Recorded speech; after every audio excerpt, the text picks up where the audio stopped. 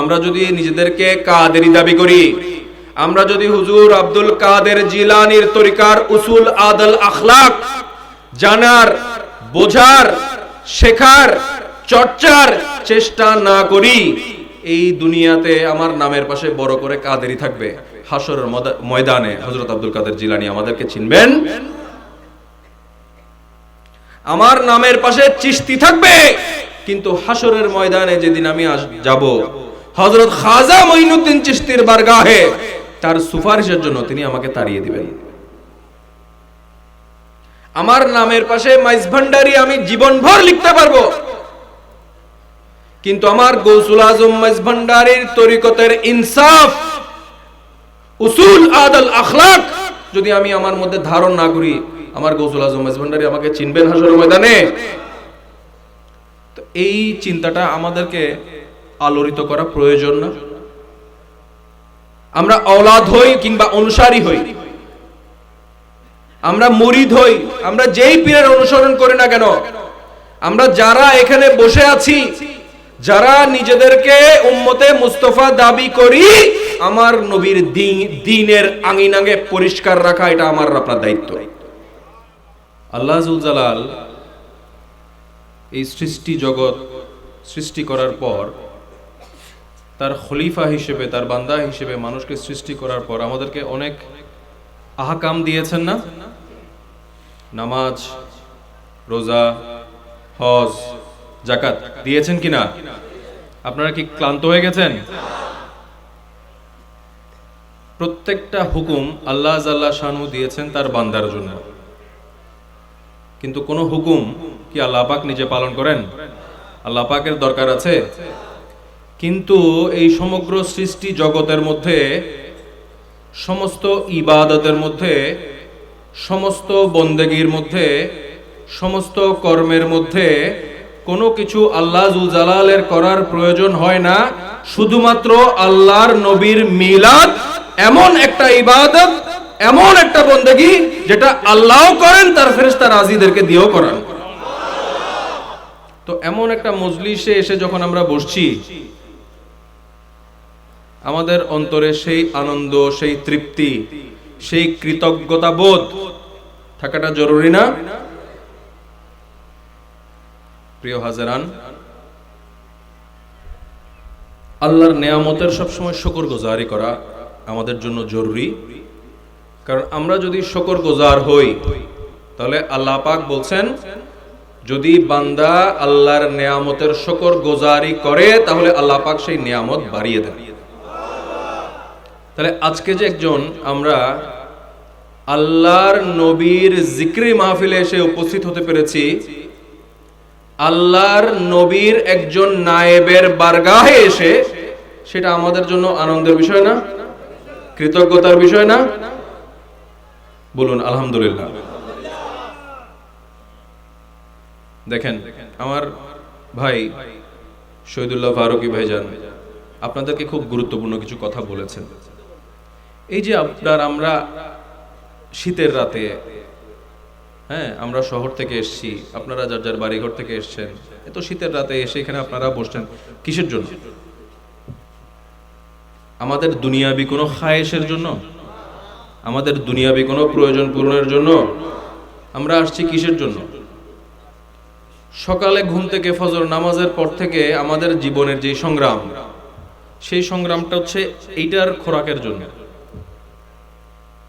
আর আমার সারা দিনের কর্মব্যস্ততা শেষ করার পর ক্লান্ত শ্রান্ত শরীরে আমার জগতের কারো বিবাহ, কারো পারিবারিক অনুষ্ঠান, কারো বন্ধুর আড্ডা, কারো সামাজিক কর্মকাণ্ড বাদ দিয়ে আমরা আল্লাহর নবীর মাহফিলে আসছি, আমরা আল্লাহর ওলির দরবারে আসছি এইটার খোরাকের জন্য না, এইটার খোরাকের জন্য। নাকি অন্য কোনো লক্ষ্য উদ্দেশ্য আছে? এই জন্য যখন আমরা আল্লাহর নবীর জিকরি মাহফিলে বসবো, আমরা নিজেদেরকে আল্লাহর নবীর বারগাহে রুজু করে দেব। আমরা নিজেদেরকে আল্লাহর রাসূলের বারগাহে একজন ভিখারির মতো পেশ করব। আপনার বাসার মধ্যে, আপনার ঘরের চৌকাটে দুইজন মানুষ গেছে আপনার কাছ থেকে কিছু সাহায্য চাওয়ার জন্য। একজন গেছেন খুব ভালো সুটেড বুটেড কাপড় চোপড় পরে,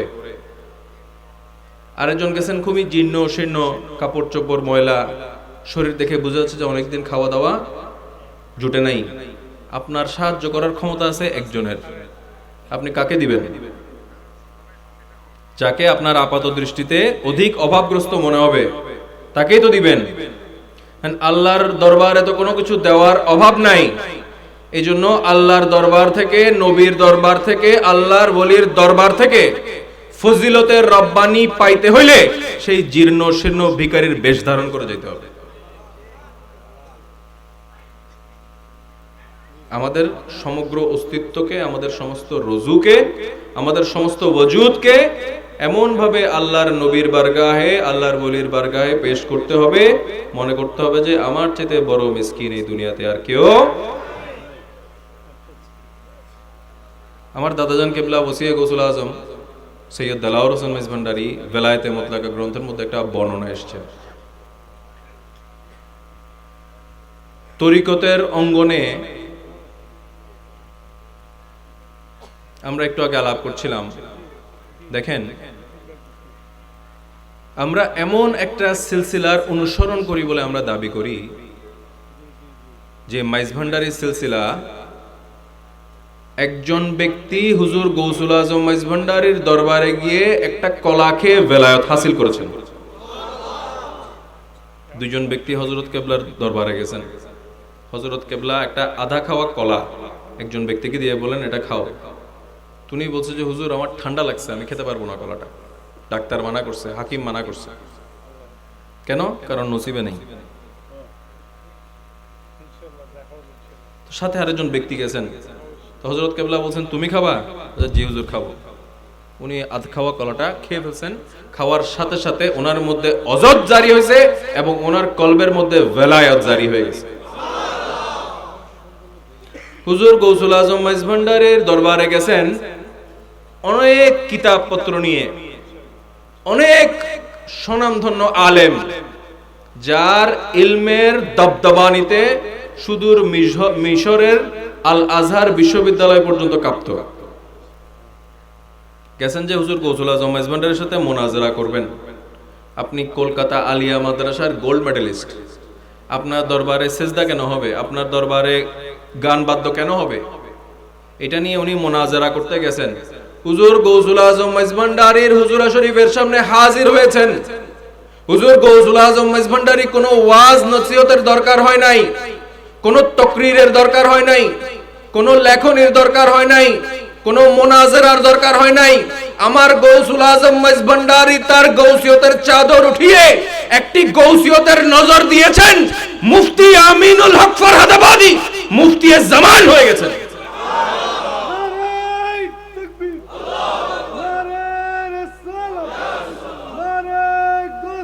উনি মাইজভান্ডার শরীফ গেছেন যে মাইজভান্ডারী তরিকার বিরুদ্ধে যুদ্ধ করার জন্য, আসছেন গৌসুল আজম মাইজভান্ডারীর একজন মুজাহিদ হিসেবে। এই অন্তরের পরিবর্তন যেটা আল্লাহর ওলির দরবার থেকে জারি ছিল, এটা আজ আমাদের মধ্যে নাই। আমি বলবো না, না বললে এটা না ইনসাফি হবে। বেলায়েতের সিলসিলা কখনো বন্ধ হয় না। কিন্তু আমি কি পাইলাম?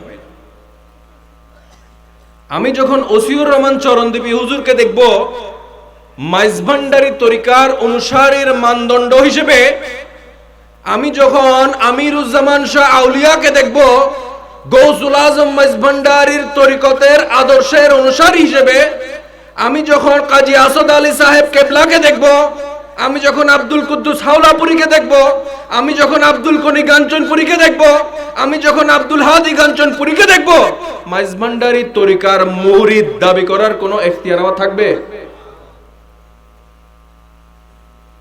গৌসুল আজম মাইজভান্ডারীর তরিকার চর্চা এমন ভাবে করেছেন ওসিউর রহমান চরণদ্বীপী হুজুর, ওনার সাথে কোনো রক্তের সম্পর্ক থাকা না সত্ত্বেও হুজুর গৌসুল আজম মাইজভান্ডারীর বেলায়েতের প্রদীপ ওনার কলবের মধ্যে আমার গৌসুল আজম মাইজভান্ডারী জ্বালিয়ে দিয়েছেন।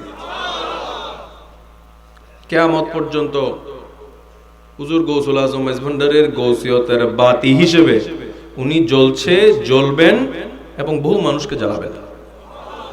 সেই নূর আমরা নিতে পারছি না কেন?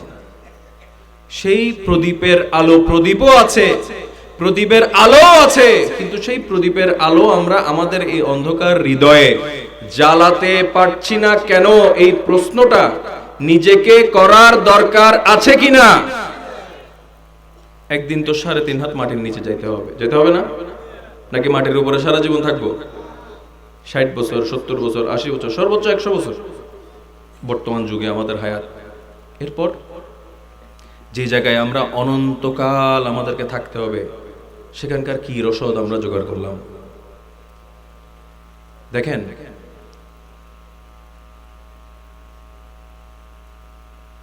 বিষয়টা এমন না যে আমি মাইজ ভান্ডারের তরিকা নিয়ে আপনাদের চাইতে অনেক বেশি জানি বা আপনাদের চাইতে আমি অনেক বেশি চর্চা করি, মোটেও না। আমিও আপনাদের মতো একজন তরিকতের ছাত্র, আমিও আপনাদের মতোই বারগাহে গৌসুল আজমের চৌকাটের একজন ভিখারি।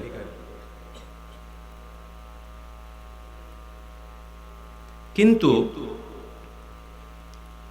জ্ঞানে গুণে কর্মে আপনাদের সবার চাইতে আমি অধম হইলেও আল্লাহ জুল জালাল যে কোনো কারণে মেহেরবানি করে আমাকে গৌসুল আজম মাইজ ভান্ডারের নসলে জন্ম দিয়েছেন, এবং এই অবস্থানগত কারণে আমি অনুপযুক্ত হলেও, আমি অযোগ্য হলেও আমার উপর কিছু দায়িত্ব বর্তায়। সেই দায়িত্বের জায়গা থেকে আমি কিছু কথা বলবো, কিছু কথা আপনাদের ভালো লাগবে, কিছু কথা খারাপ লাগবে। আপনারা কি আমাকে 10-15 মিনিট সময় দিতে রাজি আছেন?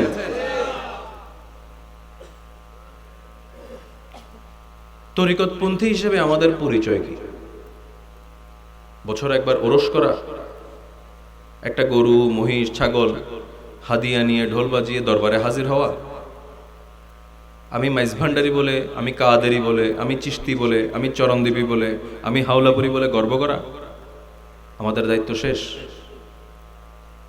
আমাদের আব্বা হুজুর আমাদেরকে যেটা বলতেন, আমি যখন নিজেকে একজন তরিকতপন্থী হিসেবে দাবি করব, আমি যদি মাইজ ভান্ডারি যাওয়া আশা করি, আমি ট্যুরিস্ট। এই আলোচনাটা শুরু করার জন্য আমি বেলায়েতে মুতলাকার একটা রেফারেন্স টানতে চাই আপনাদের সামনে। আমার দাদা যান ওসিয়ে গৌসুল আজম সৈয়দ দেলাওয়ার হোসেন মাইজ ভান্ডারি এই বেলায়েতে মুতলাকা গ্রন্থে বরপীর সাহেব কেবলার একটা গ্রন্থের রেফারেন্স এনে বলছেন যে আল্লাহর ওলির দরবারে 4 ধরনের মানুষ যায়। কয় ধরনের? প্রথম শ্রেণী হচ্ছে তায়েফ, ওরা তাওয়াফ করতে যায়, ট্যুরে যায়, ট্যুরিস্ট হিসেবে যায়।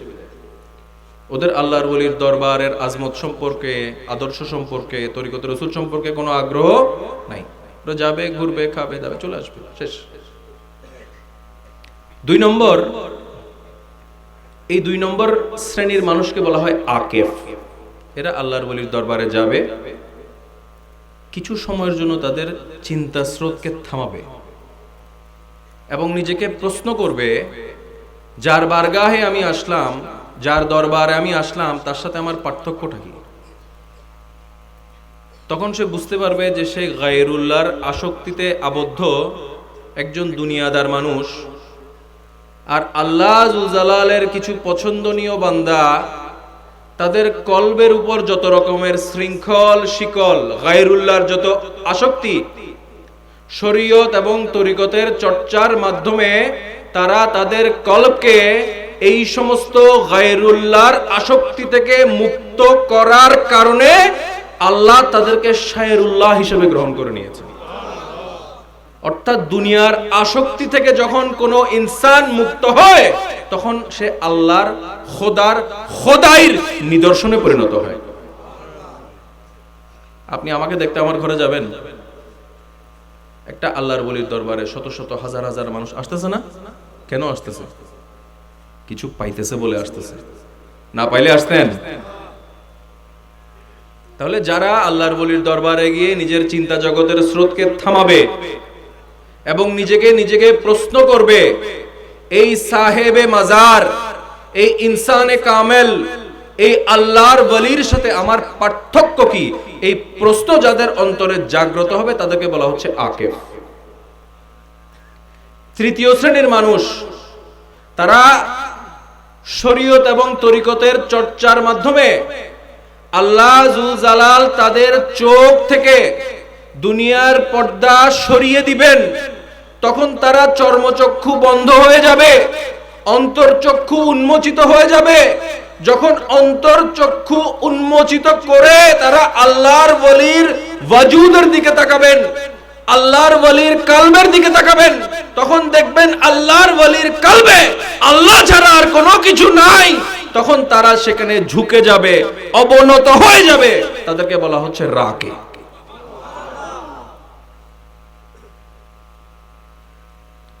আপনার একটা ধানি জমিন আছে, দুইটা জমিন আছে, একটা জমিনে পানি আছে উপরে, আর একটা পাশের জমিনটা উঁচু। যেটা নিচু জমিন সেটা থেকে পানি কখনো উঁচু জমিনে যাবে? আমার পয়েন্টটা বোঝার চেষ্টা করবেন। যেই জমিনে পানি আছে সেই জমিন থেকে যদি পানি আমি শুষ্ক জমিনে নিতে চাই, তাহলে জমিনকে উঁচু হইতে হবে নাকি নিচু হইতে হবে? যখন আল্লাহর ওলির দরবারে গিয়ে কেউ রাকে হয়ে যায়, কেউ নিচু হয়ে যায়, কেউ অবনত হয়ে যায়, তখন আল্লাহর ওলির ভেলায়েতের ওজুদের মধ্যে যেই ফজিলতের রাব্বানি সেটা সেই নিচু জমিনের মধ্যে চলে আসে। তাদেরকে বলা হচ্ছে রাকে। এটা তরিকতের উসুল। হুজুর গৌসুল আজম মেজভান্ডারীর যারা খলিফা হয়েছেন তারা কিন্তু যেমন তেমন ব্যক্তিত্ব ছিলেন না। তারা তৎকালীন সময়কার বংশীয় মর্যাদার দিক থেকে, শিক্ষাগত যোগ্যতার দিক থেকে, পেশাগত দিক থেকে তাদের সমাজের সবচেয়ে উঁচু স্তরের মানুষ ছিলেন। কিন্তু ভেলায়েতের ফয়েজ পাওয়ার জন্য হুজুর গৌসুল আজম মেজভান্ডারীর গৌসিয়তের কাছে গিয়ে রাকে হয়েছেন। এই জন্য মেজভান্ডারী তাদেরকে গৌসিয়তের ফয়েজ দিয়ে ফয়েজ আপ করেছেন। আমি যদি সবসময় এরকম থাকি, তাহলে হুজুর গৌসুল আজম মেজভান্ডারীর ফয়েজ আমাদের কাছে আসবে? আল্লাহর ওলির দরবারের ফয়েজ আসবে? চরণদেবী হুজুরের ফয়েজ আসবে?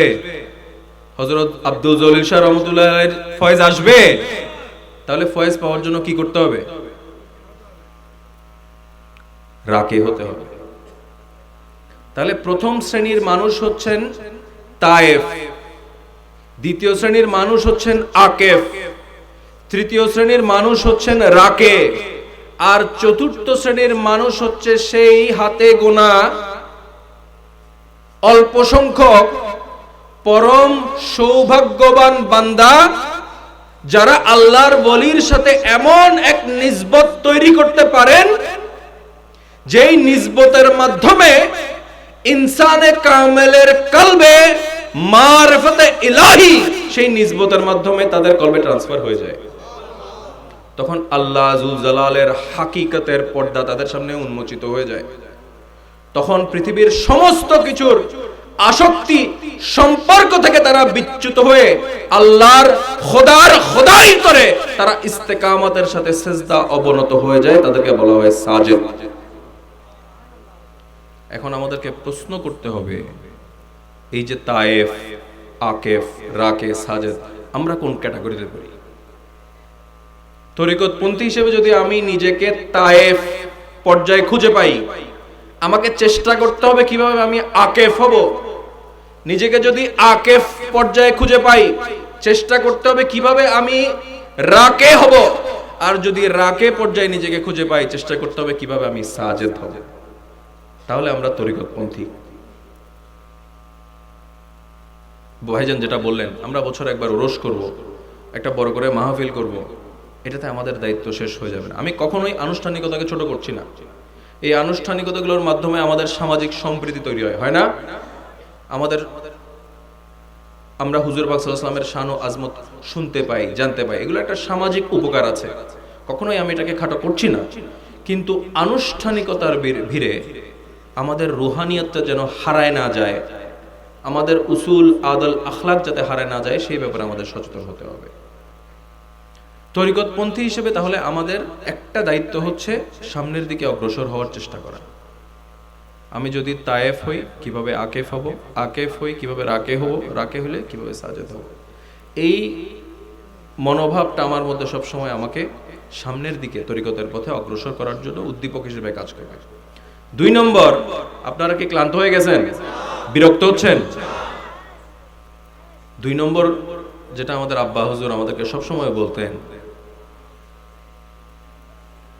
তুমি গৌসুল আজম মেজভান্ডারির পরিবারে নসলে জন্মগ্রহণ করছো, এটাতে তোমার কোনো কৃতিত্ব নাই। এই জন্য গৌসুল আজম মেজভান্ডারির औलाদের ফকর কখনো করা যাবে,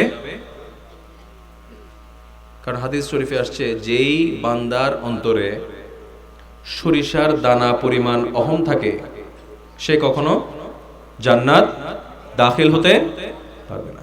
কার কালাম, কার ফরমান? আমাদের নবীজির ফরমান। এই জন্য আমাদের আব্বা হুজুর সবসময় বলতেন যে আল্লাহ জুল জালাল তোমাকে এই পরিবারে জন্ম দিয়েছেন, এটা আল্লাহ জুল জালালের একান্ত দয়া, মেহেরবানি, অনুগ্রহ। এই জন্য কখনো এই পরিচয়ের ফকর করা যাবে না, বরঞ্চ মনে করবা তুমি একজন তরিকতের আঙিনার দারোয়ান, তুমি একজন এই শরাফতের ঝাড়ুদার, তুমি এই দরবারের শরাফতের একজন মালিক। দারোয়ানের কাজ কি? পাহারা দেওয়া, চোর ঢুকলে সতর্ক করা, নাকি? আমার দায়িত্ব যদি আমি পালন না করি, আমার মালিক আমাকে বেতন দিবে, ভাত দিবে, খাওয়া দিবে? তো আমরা যদি নিজেদেরকে কাদেরি দাবি করি, আমরা যদি হুজুর আব্দুল কাদের জিলানীর তরিকার উসুল আদল আখলাক জানার, বোঝার, শেখার, চর্চার চেষ্টা না করি, এই দুনিয়াতে আমার নামের পাশে বড় করে কাদেরি থাকবে, হাসরের ময়দানে হযরত আব্দুল কাদের জিলানী আমাদেরকে চিনবেন। আমার নামের পাশে চিশতি থাকবে, কিন্তু হাসরের ময়দানে যেদিন আমি যাব, হযরত খাজা মঈনুদ্দিন চিশতির বারগাহে তার সুপারিশের জন্য তিনি আমাকে তাড়িয়ে দিবেন। আমার নামের পাশে মাইজভান্ডারি আমি জীবনভর লিখতে পারবো, কিন্তু আমার গৌসুল আজম মাইজভান্ডারির তরিকতের ইনসাফ, উসুল আদল আখলাক যদি আমি আমার মধ্যে ধারণ না করি, আমার গৌসুল আজম মাইজভান্ডারি আমাকে চিনবেন হাসরের ময়দানে? তো এই চিন্তাটা আমাদেরকে আলোড়িত করা প্রয়োজন না? আমরা औलाद হই কিংবা অনুসারী হই, আমরা মুরিদ হই, আমরা যেই পীরের অনুসরণ করি না কেন, আমরা যারা এখানে বসে আছি, যারা নিজেদেরকে উম্মতে মুস্তাফা দাবি করি, আমার নবীর দ্বীনের আঙিনাকে পরিষ্কার রাখা এটা আমার আপনার দায়িত্ব। আমার নবীর আকীদার অঙ্গনকে পরিষ্কার পরিশুদ্ধ রাখা এটা আমার আপনার দায়িত্ব। আমার আপনার সিলসিলার আঙিনাকে পরিষ্কার রাখা, কেউ ময়লার প্যাকেট ফেলে, কেউ চিপসের প্যাকেট ফেলে, কেউ থুতু ফেলে, গিয়ে নিজের শরীরের জামা খুলে সেটা পরিষ্কার করা এটা আমার আপনার দায়িত্ব। সন্দেহ আছে কোনো? এই দায়িত্ব যদি আমরা পালন না করি, মালিকের লবণের হক যদি আমরা আদায় না করি, মালিক আমাদের দিকে দেখবেন? মালিকের সাথে নিসবত থাকবে? মালিকের সাথে সম্পর্ক থাকবে? চাকরি থাকবে? এই প্রশ্নটা নিজেদেরকে করতে হবে। প্রিয় হাজেরান, আমি আমার বক্তব্য দীর্ঘায়িত করব না, আমার অনেক রাত হয়ে গেছে। আমি যে বিষয়টা আপনাদেরকে বোঝানোর চেষ্টা করছি, আমরা একটা মহা সংকটের সম্মুখীন। আমাদের সামাজিক ব্যবস্থা ভেঙে পড়েছে, আমাদের দেশের রাজনৈতিক পরিস্থিতি উত্তাল হয়ে গেছে, আমাদের মুসলিম সমাজ ৭৩ ফিরকায় বিভক্ত হয়ে গেছে, আমাদের ভাই বোন, সন্তান সন্ততি দ্বীন, আকীদা, সিলসিলার অঙ্গন ছেড়ে লা মাযহাবিদের আকীদার দিকে চলে যাচ্ছে। আমরা ঘুমাচ্ছি, আমরা ভোগ বৃত্তিতে ব্যস্ত। আমাদের দায়িত্ব আছে কিনা? আমাদের সন্তান সন্ততির প্রতি আমাদের দায়িত্ব আছে কিনা? এখন এই সংকট আমরা কিভাবে মোকাবিলা করব? একদিকে ৭৩ ফিরকার মধ্যে ৭২ ফিরকার আক্রমণ আছে কি নাই? আল্লাহর ওলির দরবারে শুধু বিদাত হয়, শিরক হয়, কুফর হয়, আছে না? আবার আমরাও যারা নিজেদেরকে তরিকতপন্থী দাবি করছি, আমাদের সাথে আউলিয়া কেরামগণের রুহানি নিসবত দুর্বল হয়ে যাচ্ছে, হচ্ছে কিনা? তাহলে একদিকে হচ্ছে এদিকে নিসবত বানাইতে হবে, আরেক দিক দিয়ে বাতিল আকীদা মোকাবিলা করতে হবে। দুনিয়াদারির ব্যস্ততা, দুনিয়াদারির প্রয়োজন, রুজি রোজগারের টেনশন, বউ বাচ্চা সবকিছুর টেনশন, সবকিছু মিলায় এই উম্মতে মুস্তফার দিশেহারা অবস্থা, এই দিশেহারা অবস্থায় শারীরিকভাবে, মানসিকভাবে, আধ্যাত্মিকভাবে আমরা যদি নিজেদেরকে উপযুক্তভাবে তৈরি করতে চাই, আমাদেরকে আল্লাহর ওলির ভেলায়েতের দামানের ছায়ায় আসতে হবে। প্যান্ডেলের নিচে আসার কথা বলতেছি না, ওনাদের আদর্শ, ওনাদের উসুল, ওনাদের জীবন দর্শনের নিচে আসতে হবে। ওনাদের উসুল প্র্যাকটিস করলে ওনাদের সাথে আমাদের সম্পর্ক হবে, ওনাদের সাথে আমাদের সংযোগ হবে। এখানে অনেকগুলো টিউবলাইট লাগাইছেন, আপনারা লাগাইছেন না? কারেন্টের লাইনটা যদি কেটে দেন, লাইট জ্বলবে?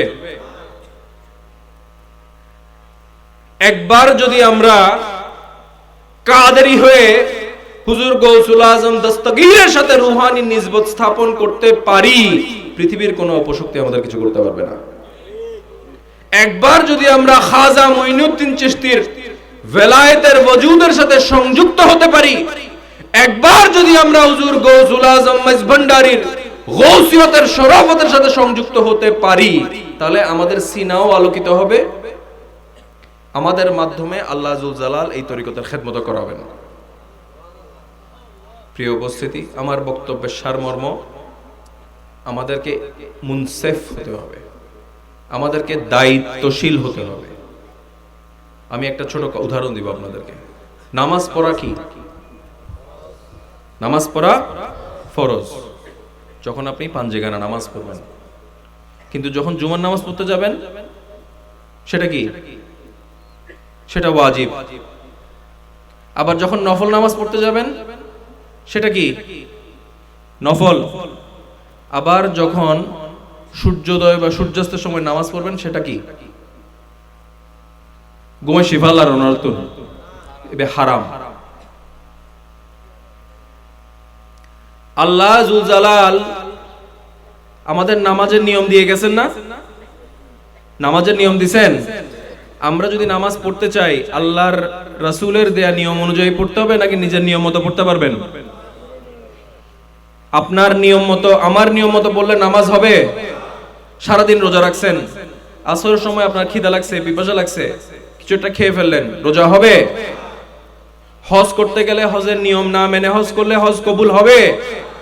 তাহলে যদি নামাজ নিয়ম মেনে না পড়লে না কবুল না হয়, যদি রোজা আমরা নিয়ম মতো পালন না করলে রোজা আল্লাহর দরবারে কবুল না হয়, যদি হজ নিয়ম না মেনে করলে কবুল না হয়, তাহলে কিভাবে আমরা প্রত্যাশা করি যে তরিকতের উৎকৃষ্ট ইবাদত সামার নিয়ম মেনে না করলে সেটা আল্লাহর দরবারে কবুল হবে?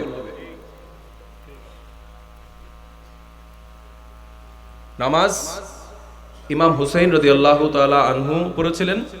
কারবালার জমিনে যিনি ইমাম হুসাইনের গর্দানে ছুরি চালাইছেন, সেই কমবখ্ত মালুনও নামাজ পড়ছিল। পড়েন নাই? কপালে নামাজের দাগ ছিল না, মাথার মধ্যে পাগড়ি ছিল না, শরীরে সুন্নতি লেবাস ছিল না, দাড়ি ছিল না, জবানের মধ্যে কোরআনের আয়াত ছিল না, কোনো কিছু আল্লাহর বারগাহে কাজে আসছে? আমরা যা করতেছি তখন সেটা কাজে আসবে তরিকতের চর্চা, যদি আমরা তরিকতের মাশায়েখগণের উসুল আদল আখলাক মতো করি। সামা মাহফিল, এটা কি আমাদের জন্য বিনোদনের খোরাক নাকি ইবাদতের মাধ্যম? আপনারা ঈমানের জজবাত নিয়ে জবাব দিতে হবে। সামা কি আমাদের জন্য বিনোদন নাকি ইবাদত? যদি ইবাদত হয়ে থাকে, তাহলে সেই ইবাদতের হক আদায় করতে হবে, ইবাদতের মর্যাদা রক্ষা করতে হবে,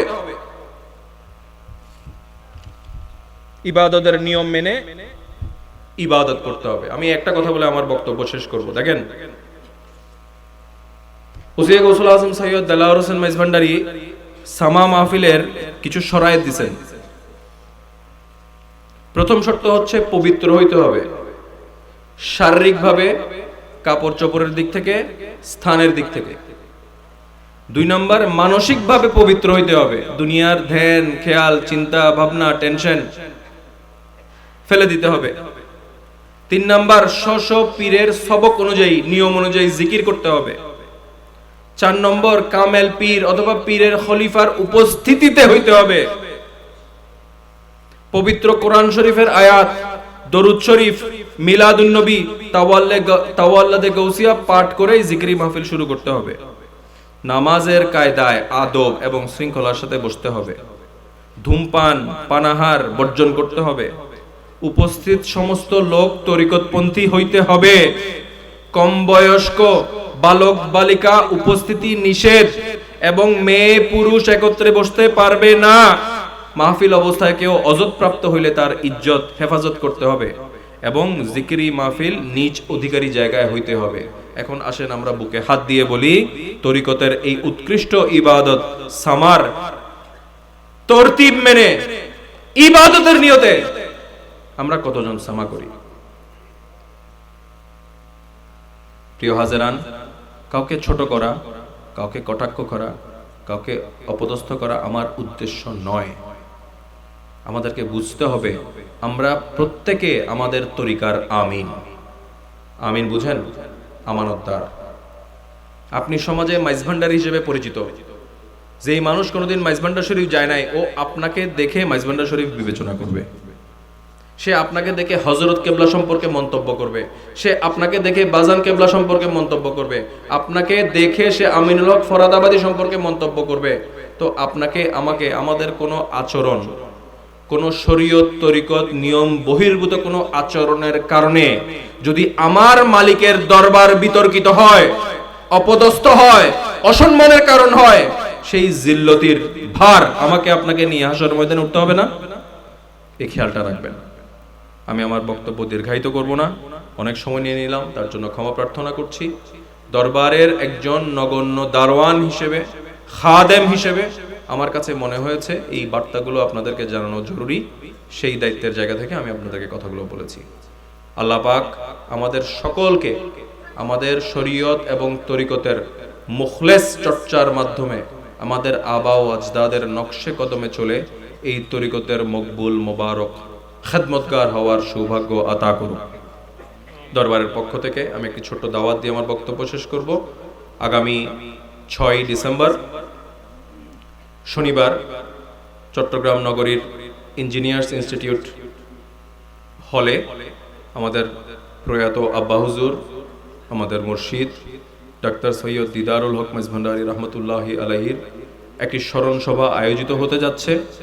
আমি পরিবারের পক্ষ থেকে, দরবারের পক্ষ থেকে এবং আঞ্জুমানে মুত্তাবিইনে গৌসে মেজভান্ডারীর পক্ষ থেকে আপনাদের সকলকে সেই স্মরণ সভায় উপস্থিত হওয়ার জন্য বিনীতভাবে আমন্ত্রণ জানিয়ে এবং আজকের এই মাহফিল যারা সুসজ্জিত করেছেন, আয়োজন করেছেন, খেদমত আঞ্জাম দিয়েছেন, আপনাদের সকলের প্রতি মোবারকবাদ, কৃতজ্ঞতা জানাচ্ছি।